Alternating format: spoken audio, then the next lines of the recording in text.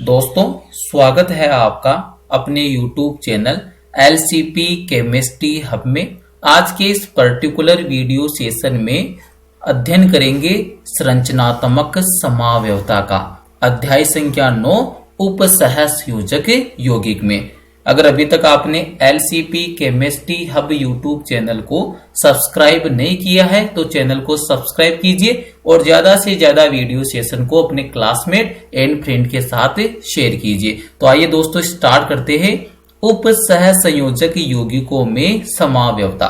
सबसे पहले आपके पास थिंग आती है कि जो समावयवता है इसको किस प्रकार से परिभाषित करती हो। तो दोस्तों हमेशा ध्यान रखना, जब भी आपको समावयवता को परिभाषित करना हो तो आपको कम से कम 2 यौगिकों की आवश्यकता होती है। मतलब कम से कम 2 यौगिक हो सकते हैं या 2 से अधिक हो सकते हैं, लेकिन एटलीस्ट आपको कम से कम कितने यौगिक चाहिए समावयवता को परिभाषित करने के लिए?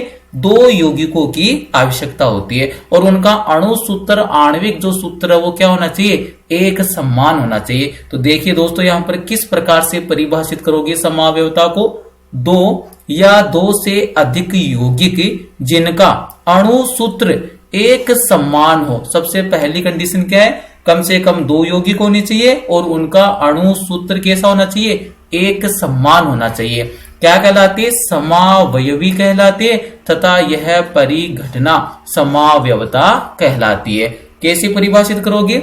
2 या 2 से अधिक यौगिक जिनका अणु सूत्र एक समान हो समावयवी कहलाते हैं तथा यह परिघटना समावयवता कहलाती है। अब आपके पास अध्याय कौन सा है? अध्याय संख्या 9 उपसहसंयोजक यौगिक। तो उपसहसंयोजक यौगिकों में 2 प्रकार की समावयवता पाई जाती है। तो नेक्स्ट वाला कथन देखिए, उपसहसंयोजक यौगिकों में 2 प्रकार की समावयवता उपस्थित होती है। 2 प्रकार में पहला प्रकार कौन सा है? संरचनात्मक समावयवता, जिसको आप बोलते हो स्ट्रक्चरल आइसोमेरिज्म। और सेकंड वाली होती है दोस्तों त्रिविम समावयवता, स्टीरियो आइसोमेरिज्म। सबसे पहले डील करेंगे अपन संरचनात्मक समावयवता से। अब परिभाषा कैसे बनाओगे? 2 या 2 से अधिक यौगिक जिनका अणु सूत्र कैसा होता है? एक समान होता है, लेकिन उनकी संरचना या आबंधन क्या होता है? भिन्न भिन्न होता है। संरचनात्मक समावयवी कहलाते हैं। तो देखिए परिभाषा, संरचनात्मक समावयवता वे समावयवी जिनका अणु सूत्र एक समान हो परंतु आबंधन, और आबंधन का मतलब क्या होता है? संरचना, परंतु आबंधन भिन्न भिन्न हो, संरचनात्मक समावयवी कहलाते हैं। उपसहसंयोजक यौगिकों में 4 प्रकार की संरचनात्मक समावयवता पाई जाती है। दोस्तों एक पॉइंट को क्लियर कर लेना, क्या कि जो आपके पास उपसहसंयोजक यौगिक है उसमें 2 प्रकार की समावयवता उपस्थित रहती है। पहली होगी संरचनात्मक समावयवता और दूसरी होगी त्रिविम समावयवता। संरचनात्मक समावयवता में अणुसूत्र तो एक समान होगा समावयवी का, परंतु उनकी संरचना अथवा आबंधन क्या होगा? भिन्न भिन्न होगा। और आगे चलकर आप इस संरचनात्मक समावयवता को कितने भागों के अंदर विभाजित करोगे? 4 भागों में क्या करोगे? विभाजित करोगे। तो देखिए यही पॉइंट मेंशन किया है, उपसहसंयोजक यौगिकों में 4 प्रकार की संरचनात्मक समावयवता पाई जाती है। सबसे पहली समावयवता है संरचनात्मक समावयवता का सबसे पहला प्रकार है जिसको मैंने ए से प्रदर्शित किया है, आयनन समावयवता। मतलब जो संरचनात्मक समावयवता है वो 4 प्रकार की होती है और सबसे पहले अपन डील किससे करेंगे दोस्तों? आयनन समावयवता से। अब देखिए कैसे परिभाषित करते हो। इस प्रकार की समावयवता उपसहसंयोजन मंडल एवं आयनन मंडल के मध्य समूह या आयन विनिमय के कारण उत्पन्न होती है। मतलब आयनन समावयवता का आपको पता कैसे चलेगा? अगर आपके पास कोई भी संकुल उपस्थित है तो उस संकुल में उपसहसंयोजन मंडल मतलब समन्वय मंडल एवं आयनन मंडल के मध्य किसी भी लिगेंड या आयन का अगर विनिमय हो रहा है, एक्सचेंज हो रहा है, तो वहां पर कौन सी समावयवता पाई जाती है? आयनन समावयवता उपस्थित होती है। नेक्स्ट वाला पॉइंट देखिए, इस प्रकार के समावयवी विलयन में कई प्रकार के आयन प्रदान करते, जिस भी संकुल में आयनन समावयवता उपस्थित होती है, जब भी आप उसको जलीय विलयन के अंदर घोलते हो तो आपको एक से अधिक प्रकार के आयन प्राप्त होते हैं। अब उदाहरण से समझ में आएगा एग्जाम्पल। तो देखिए दोस्तों, सबसे पहला उदाहरण यहां पर मेंशन करता हूं, जो एनसीईआरटी की बुक के अंदर भी क्या कर रखा है, मेंशन कर रखा है। तो ये लीजिए उदाहरण, एक संकुल दे रखा है आपको, संकुल के अंदर केंद्रीय धातु परमाणु दोस्तों कोबाल्ट है। लिगेंड की अगर आप बात करोगे तो यहाँ पर लिगेंड होता है आपका अमीन।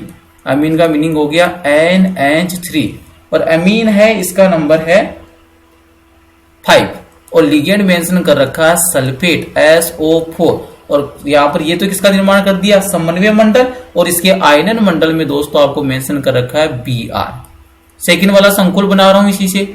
ये देखिए अब की बार भी आपके पास संकुल के अंदर केंद्रीय धातु परमाणु कोबाल्ट है, अमीन का नंबर कितना है 5, तो NH3 लिगेंड इसका नंबर कितना आ गया 5।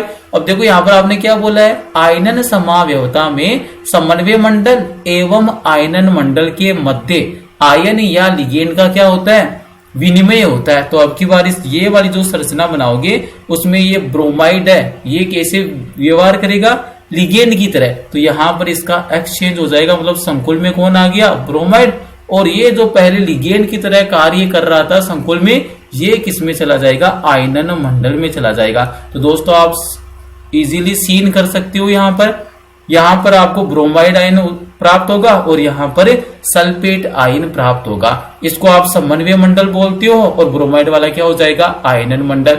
ये कौन सा हो गया, समन्वय मंडल, और सल्फेट किसका निर्माण करेगा, आयनन मंडल का। तो पहला उदाहरण तो ये हो गया दोस्तों जो एनसीईआरटी की बुक में मेंशन है। उदाहरण नंबर 2 की बात करेंगे तो ये लीजिए, यहां पर आप देखेंगे अपन उदाहरण नंबर 2।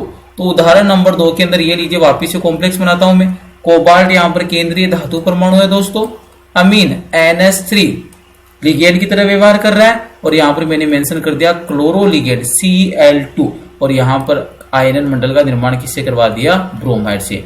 अब देखो इसी का सेकंड वाला कॉम्प्लेक्स क्या बना सकता हूं, कोबाल्ट NH3 अमीन लिगेंड, इसका नंबर कितना है 4, और यहां से 1 ब्रोमो को इंसर्ट कर दूंगा। तो ये लीजिए यहाँ पर फॉर्मेशन किसका हो जाएगा, Cl, और Cl के साथ साथ लिगेंड कौन आ जाएगा, ब्रोमो, और यहाँ पर कॉम्प्लेक्स समन्वय मंडल का निर्माण हो गया, और एक क्लोरीन आयनन मंडल में आ जाएगा, तो यहाँ पर कौन आ जाएगा, Cl आ जाएगा।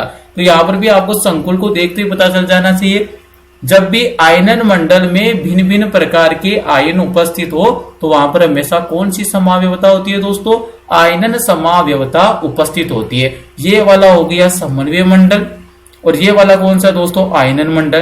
तो आयनन मंडल में यहाँ पर ब्रोमाइड और यहाँ पर आयनन मंडल में कौन है, सल्फेट है, तो कौन सी समावयवता उपस्थित होगी, आयनन होगी। सेम प्रकार से अगर इन दोनों यौगिकों की अगर आप तुलना करोगे तो पहले वाले संकुल में आयनन मंडल में कौन उपस्थित है, ब्रोमाइड आयन आपको प्राप्त होगा, और दूसरे वाले संकुल में कौन सा आयन प्राप्त होगा, क्लोराइड। तो यहाँ पर भी जब भी आपको अलग अलग या भिन्न भिन्न प्रकार के आयनन मंडल में उपस्थित अगर आयन हो, या आपको जब भी किसी भी संकुल को जलीय विलयन में घोलते हो और वहां पर आपको भिन्न भिन्न प्रकार के आयन प्राप्त होते हैं, तो हमेशा कौन सी समावयवता होती है, आयनन समावयवता प्राप्त होती है। अब देखो, अब मैं इसको आपको जल के अंदर डिजोल्व करके भी बता देता हूं।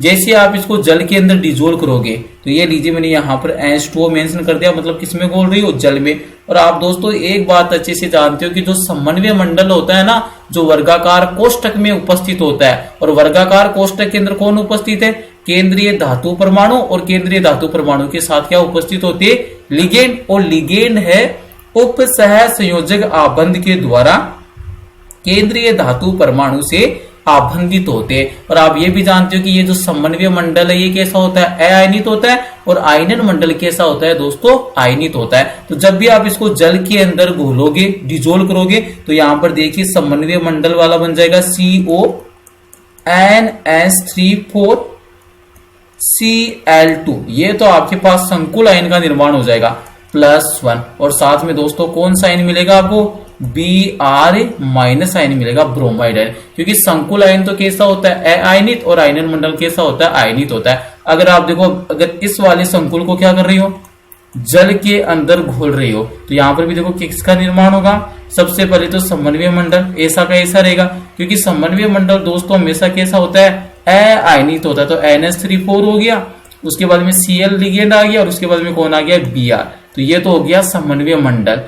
यहाँ पर भी कितना चार्ज आएगा, +1, क्योंकि क्लोराइड पर कितना आवेश होता है, -1। और यहाँ पर आपको दोस्तों आयन कौन सा मिल जाएगा, Cl-। तो ये जो दोनों संकुल है इनका आणविक सूत्र एक समान है। आणविक सूत्र एक समान होने का मतलब क्या है, केंद्रीय धातु परमाणु सेम है, लिगेंड का नंबर सेम है, और जो आयन आ रहा है उनका भी जो आणविक भार है वो क्या है, एक समान है। अगर आप इसको जल में विलय कर रहे हो तो यहाँ पर देखो पहले वाले संकुल से ब्रोमाइड आयन आपको प्राप्त हो रहा है और दूसरे वाले संकुल से क्लोराइड आयन प्राप्त हो रहा है। तो दोनों से अलग अलग आपको आयन प्राप्त हो रही है, तो कौन सी समावयवता होगी, आयनन समावयवता। नेक्स्ट वाला देखिए दोस्तों,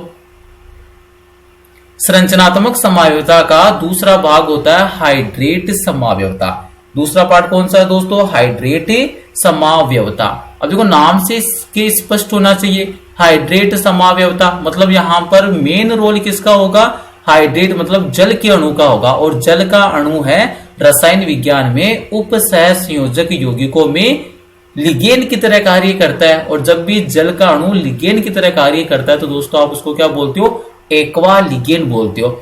सबसे पहले परिभाषा देखिए इसकी, हाइड्रेट आइसोमेरिज्म के अंदर यह समावयवता समन्वय मंडल के अंदर जल अणुओं की संख्या में भिन्नता के कारण उत्पन्न होती है। सबसे मुख्य बिंदु यही है कि जब भी आपको हाइड्रेट समावयवता का पता लगाना हो तो आपको क्या करना है कि जो भी समन्वय मंडल है, समन्वय मंडल का मतलब क्या हो गया, वर्गाकार कोष्ठक के अंदर उपस्थित स्पीशीज। तो जब भी समन्वय मंडल के अंदर अगर जल के अणुओं की संख्या भिन्न भिन्न प्राप्त होती है तो वहां पर कौन सी समावयवता होती है दोस्तों, हमेशा हाइड्रेट समावयवता होती है। इसका एक उदाहरण से समझ में आएगा। ये लीजिए दोस्तों, अगर इसके उदाहरण की अपन बात करें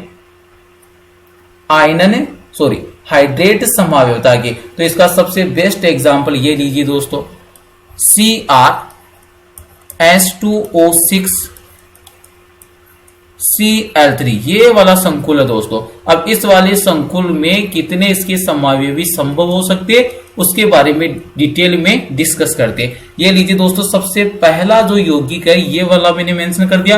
अब देखो दूसरा यौगिक कैसे बन सकता है इसी का, ये लीजिए ये वाला तो संकुल है, क्रोमियम केंद्रीय धातु परमाणु, और यहां से मैं क्या करूंगा, अब जल के अणु है इनका रिप्लेसमेंट करूंगा। मतलब यहां से पहले कितना था 6, यहां पर कितना लिख दिया मैंने 5। ये लीजिए संकुल को, अब देखो यहाँ पर इस वाले क्रोमियम की उपसहसंयोजन संख्या कितनी है 6, यहाँ पर कितने जल के अणु उपस्थित है 5। तो एक ये, क्योंकि ये क्लोरीन है ना, ये क्लोरो के रूप में किसका कार्य करता है, लिगेंड का, तो एक क्लोरो लिगेंड को मैंने इंसर्ट करवा दिया। ये लीजिए स्क्वायर ब्रैकेट को क्लोज कर दिया, और कितने वाटर मॉलिक्यूल को मैंने रिमूव किया यहाँ से 1। तो यहाँ पर देखिए आयरन मंडल के अंदर Cl2 आ जाएगा, साथ में कितना वाटर मॉलिक्यूल आ जाएगा, 1 वाटर मॉलिक्यूल आ जाएगा। सेकंड देखिए यहाँ पर सेकंड कॉम्प्लेक्स कौन सा बना सकते हो, CrH2O4। अब देखो वापिस मैंने क्या किया, एक जल के अणु को क्या कर दिया, कम कर दिया, तो एक क्लोरीन क्या आ जाएगा, समन्वय मंडल के अंदर आ जाएगा। तो यहाँ पर Cl का नंबर कितना हो जाएगा 2, यहाँ पर कितना Cl रह जाएगा 1, और यहाँ से एक और जल का अणु आपने बाहर भेज दिया तो कितने जल के अणु आ जाएंगे दोस्तों, 2 जल के अणु, मतलब 2H2 आ जाएगा। नेक्स्ट वाला देखिए, और क्या संकुल बना सकता हूं मैं इसका, Cr क्रोमियम केंद्रीय धातु परमाणु, ये लीजिए H2 लिगेंड है, एक बार इसका एक और नंबर कम कर दिया तो कितना हो जाएगा 3, और यहां से एक और क्लोरीन को अगर मैं इंसर्ट कर देता हूं तो क्या बन जाएगा दोस्तों, Cl3। अब यहां पर देखिए H2O3 मीनिंग एक जल के अणु को आपने बाहर भेजा तो यहां पर कितने जल के अणु आ जाएंगे दोस्तों, 3H2O। यहां से आप क्या देख रहे हो कि ये जो तीनों संकुल है इसमें देखिए समन्वय मंडल में जो जल के अणुओं की संख्या कितनी है 5 पहले वाले संकुल में, दूसरे में कितनी प्राप्त हो रही है 4, और तीसरे में कितनी प्राप्त हो रही है 3। तो समन्वय मंडल में जब भी जल के अणुओं की संख्या में भिन्नता हो तो वहां पर हमेशा कौन सी समावयवता होती है, हाइड्रेट समावयवता होती है। कहने का मतलब ये जो तीनों संकुल है कौन सी समावयवता प्रदर्शित करेंगे दोस्तों, हाइड्रेट समावयवता प्रदर्शित करते। कौन सी समावयवता प्रदर्शित करेंगे, हाइड्रेट आइसोमेरिज्म, अदरवाइज विलायक योजन समावयवता। ये हो गया संरचनात्मक समावयवता का प्रकार नंबर 2। दोस्तों तीसरे उदाहरण की बात करेंगे। तीसरी जो संरचनात्मक समावयवता का प्रकार है वो होता है बंधन समावयवता। यहाँ पर जो भी आप समावयवता पढ़ रहे हो, सबसे पहले आयनन समावयवता, दूसरी आपने पढ़ी है हाइड्रेट अथवा विलायक योजन समावयवता, तीसरी आपके पास है बंधन समावयवता। ये किसके प्रकार है दोस्तों? संरचनात्मक समावयवता के प्रकार है। तो पहले परिभाषा देखिए, क्या होता है बंधन समावयवता का मतलब?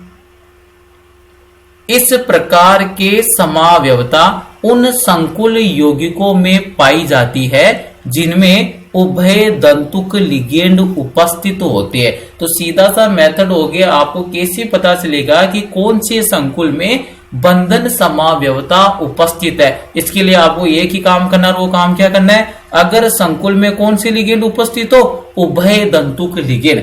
जब भी संकुल आयन में उभय दंतुक लिगेंड उपस्थित हो तो वहां पर समावयवता का प्रकार कौन सा होता है दोस्तों? बंधन समावयवता उपस्थित होती है। अब उभय दंतुक लिगेंड कौन कौन से होती है ये आपको मैं बता देता हूं। उभय दंतुक लिगेंड की उदाहरण दोस्तों नाइट्रो होता है, NO2-, यहाँ पर दाता परमाणु की तरह नाइट्रोजन भी व्यवहार कर सकता है और ऑक्सीजन भी कर सकता है। दूसरा वाला जो उभय दंतुक लिगेंड कौन सा होता है? साइनो वाला होता है। यहाँ पर दाता परमाणु कार्बन भी हो सकता है और दाता परमाणु नाइट्रोजन भी हो सकता है। तीसरा जो उभय दंतुक लिगेंड दोस्तों कौन सा होता है? थायोसाइनाइड होता है या थायोसाइनेटो होता है। यहां पर अगर बात करें तो दोस्तों यहां पर भी दाता परमाणु सल्फर और नाइट्रोजन हो सकते हैं। अब आपको यहां पर क्या ध्यान रखना है, ये इंपोर्टेंट थिंग है कि जब भी आपके पास समन्वय मंडल में उभय दंतुक लिगेंड उपस्थित हो तो वहां पर हमेशा कौन सी समावयवता होती है दोस्तों? बंधन समावयवता उपस्थित होती है। एक उदाहरण इसका मेंशन करते हैं, ये लीजिए उदाहरण नंबर 1, एग्जाम्पल नंबर 1। तो ये लीजिए आपको एक संकुल दे रखा है दोस्तों, ये लीजिए संकुल के अंदर केंद्रीय धातु परमाणु हो गया कोबाल्ट, लिगेंड वो अमीन और वो कितने उप सहसंयोजक बंध बना रहे हैं? 4। और यहाँ पर लिगेंड मेंशन कर दिया है मैंने नाइट्रो NO2 और इसका नंबर भी कितना है? 2। मतलब जो कोबाल्ट है इसकी समन्वय संख्या कितनी हो गई है? 6, क्योंकि नाइट्रो भी एक दंतुक लिगेंड होता है और अमीन भी क्या होता है? एक दंतुक लिगेंड होता है। और आयनन मंडल में दोस्तों उपस्थित है यहाँ पर क्लोरीन।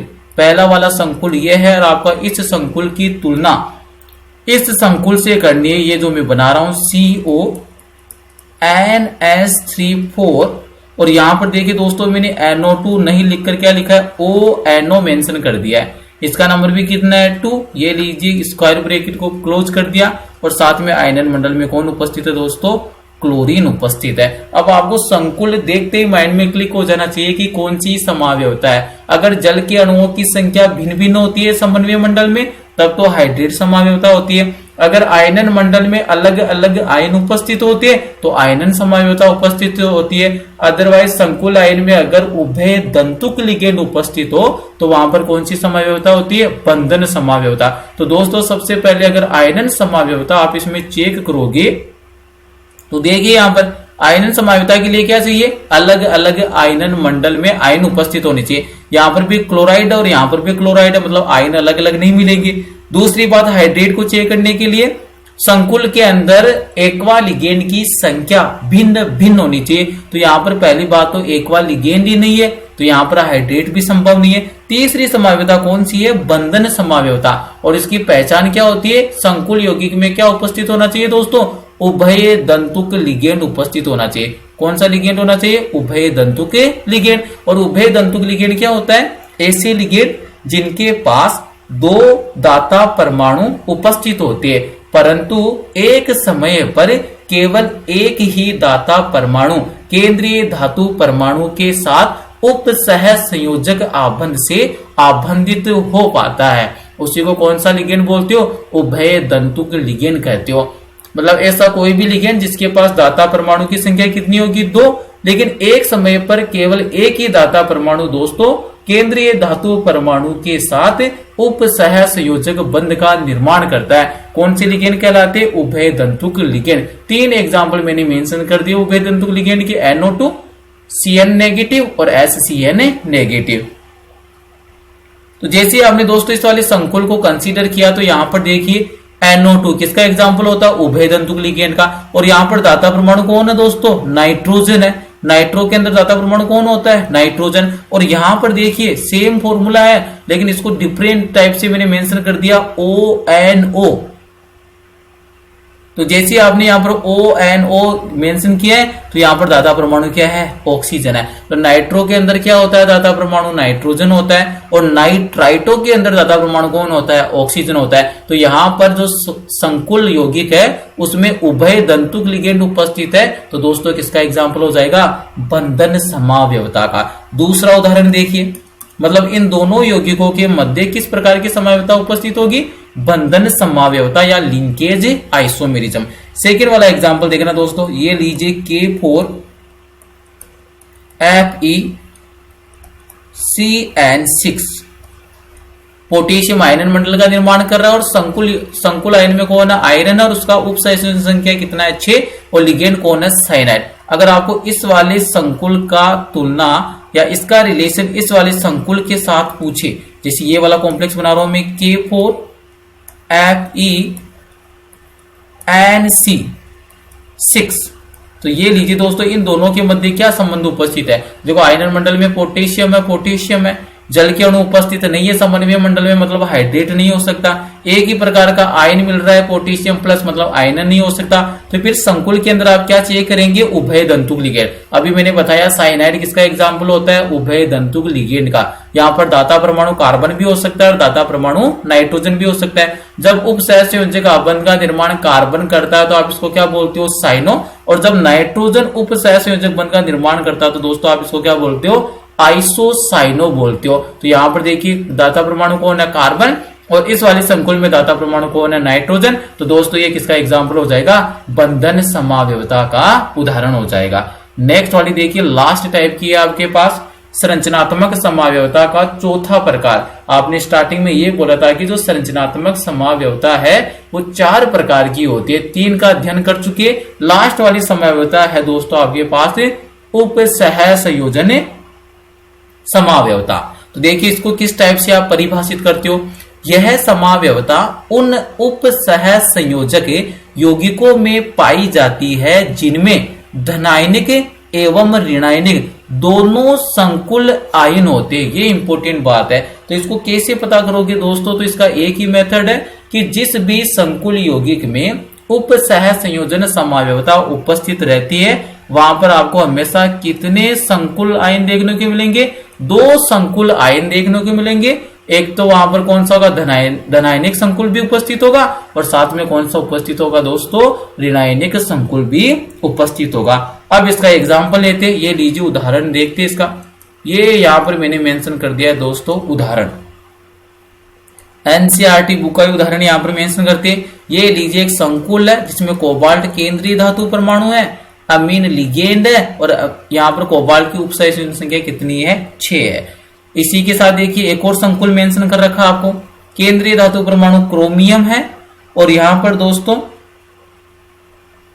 CONH3 उपसहसंयोजन समावयवता के उदाहरण के लिए, क्योंकि आणविक सूत्र क्या होना चाहिए? एक समान होना चाहिए। अणुसूत्र क्या होना चाहिए दोस्तों? एक समान होना चाहिए।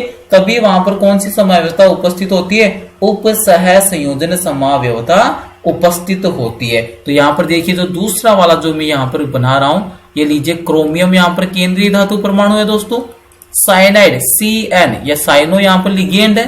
क्रोमियम का उपसहसंयोजन संख्या कितना है? 6। आपको इस यौगिक का संबंध इस यौगिक के साथ बताना है। अब देखो दूसरे वाले यौगिक में किस प्रकार से बनाओगे? Cr केंद्रीय धातु परमाणु हो गया क्रोमियम, NH3 क्या हो गया? न्यूट्रल लिगेंड हो गया 6। तो ये तो कौन सा बन गया? धनायनिक संकुल। और ऋणायनिक कौन सा बन जाएगा? COCN6। ये कौन सा बन गया? ऋणायनिक। ये आपको हमेशा पता होना चाहिए कि जो धनायन होता है उसको हमेशा पहले लिखा जाता है और ऋणायन को हमेशा धनायन के बाद में लिखा जाता है। तो यहाँ पर पहले वाले संकुल पर हमेशा ही कौन सा आवेश आएगा? पॉजिटिव आवेश आएगा और दूसरे वाले संकुल पर हमेशा ही कौन सा आवेश आएगा? नेगेटिव आवेश आएगा। सेम सीन यहाँ पर है। पहला जो संकुल मेंशन किया वो पॉजिटिव वाला होगा और सेकंड वाला कौन सा होगा? नेगेटिव वाला। तो आपको अगर इन दोनों की तुलना करवाए कि इन दोनों के मध्य कौन सी समावयवता उपस्थित होती है, तो दोस्तों यहाँ पर देखिए उपसहसंयोजन समावयवता की मैंने पहचान ही क्या बताई थी? जब भी 2 वर्गाकार कोष्ठक एक साथ उपस्थित होते हैं ना, तो वहां पर हमेशा कौन सी समावयवता पाई जाती है? संरचनात्मक समावयवता में उप सह संयोजन समावयवता क्या होती है, उपस्थित होती है। तो देखते ही पता चल गया, पहला वाला संकुल और दूसरा वाला संकुल, और नेक्स्ट वाला इसकी जो तुलना जिसके साथ करवा रहा है वहां पर भी कितने संकुल एक साथ उपस्थित है, 2 संकुल उपस्थित है। एक धनायनिक संकुल होगा और दूसरा वाला कौन सा होगा, ऋणायनिक संकुल। और एक्चुअल में दोस्तों उप सह संयोजक समावयवता में क्या होगा, लिगेंड है इनका विनिमय होगा। वापिस रिपीट कर देता हूं दोस्तों, उप सह संयोजन समावयवता में क्या होता है, केंद्रीय धातु परमाणु है उनके साथ जो लिगेंड है उनका क्या होता है, विनिमय होता है, एक्सचेंज होता है। यहां पर देखिए कोबाल्ट के साथ लिगेंड कौन था, अमीन, और यहां पर देखिए कोबाल्ट के साथ लिगेंड कौन बन गया, साइनाइड। मतलब यहां पर क्रोमियम के साथ जो लिगेंड था उसका एक्सचेंज किसके साथ हो गया, कोबाल्ट के साथ, और कोबाल्ट के साथ जो लिगेंड अमीन था उसका एक्सचेंज किसके साथ हो गया है, क्रोमियम के साथ। तो ये दोस्तों इस प्रकार के जब भी आपको 2 संकुल एक साथ देखने को मिले, 2 संकुल आयन, एक तो धनायनिक वाला एक ऋणायनिक वाला, तो वो हमेशा ही वहां पर कौन सी समावयवता उपस्थित होती है दोस्तों, उप सह संयोजन समावयवता। मतलब इन दोनों संकुल यौगिकों के मध्य कौन सी समावयवता उपस्थित है दोस्तों, उप सह संयोजन समावयवता, उप सह संयोजन समावयवता। तो ये दोस्तों आपने पहला पार्ट कंप्लीट कर लिया है। समावयवता के अंदर पहला पार्ट कौन सा कंप्लीट किया है, संरचनात्मक समावयवता का। जब भी 2 या 2 से अधिक यौगिक जिनका अणुसूत्र एक समान हो परंतु उनकी संरचना अथवा आबंधन भिन्न भिन्न हो, संरचनात्मक समावयवी कहलाती है। 4 भागों में आपने इसको विभाजित किया था दोस्तों। पहला वाला आपने पढ़ा आयनन समावयवता, जिसके अंदर क्या होती है, केवल और केवल जो आयनन मंडल है उसमें विभिन्न प्रकार के या भिन्न भिन्न प्रकार के आयन उपस्थित होते हैं, वो तो कौन सा हो जाता है, आयनन समावयवता।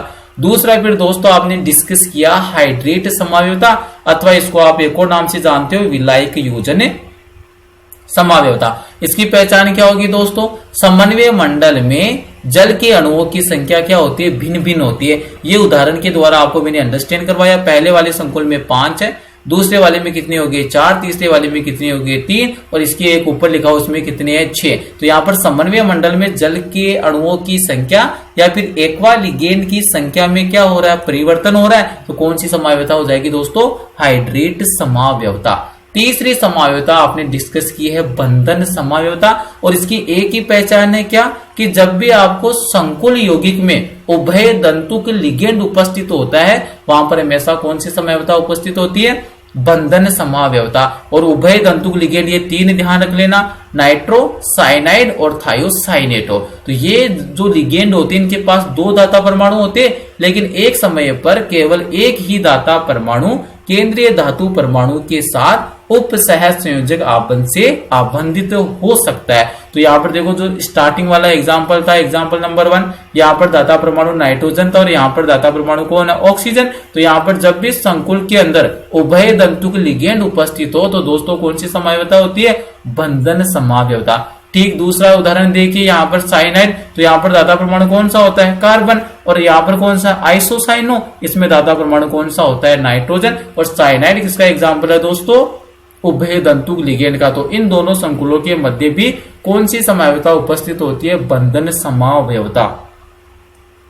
लास्ट के अंदर आपने देखा है उप सह संयोजन समावयवता, और इसकी एक ही पहचान है, जब भी आपको 2 संकुल आयन एक साथ उपस्थित होते हैं तो वहां पर हमेशा कौन सी समावयवता उपस्थित होती है, उप सह संयोजन समावयवता उपस्थित होती है। सबसे पहले धनायनिक वाले संकुल आयन को लिखा जाता है और उसके बाद में ऋणायनिक संकुल आयन को लिखा जाता है। और इस समावयवता में क्या घटित होता है, केवल और केवल जो लिगेंड है उनका क्या होता है, विनिमय होता है। यहाँ पर उदाहरण देखिए, अमीन तो किसके पास चला जाएगा, क्रोमियम के पास, और यहाँ पर जो साइनो लिगेंड है वो कहां पर चला जाएगा, कोबाल्ट के पास। यही तो मेंशन किया है। तो यहाँ पर जब भी आपको 2 संकुल आयन एक साथ दिख जाए और वहां पर अगर लिगेंड का विनिमय हो रहा है तो वहां पर कौन सी समावयवता होती है दोस्तों, उप सह संयोजन समावयवता। दोस्तों नेक्स्ट वाले लेक्चर के अंदर डिस्कस करेंगे अपन त्रिविम समावयवता। अगर वीडियो में कुछ सीखने को मिला तो वीडियो को लाइक कीजिए, कमेंट कीजिए और ज्यादा से ज्यादा शेयर कीजिए। Thank you.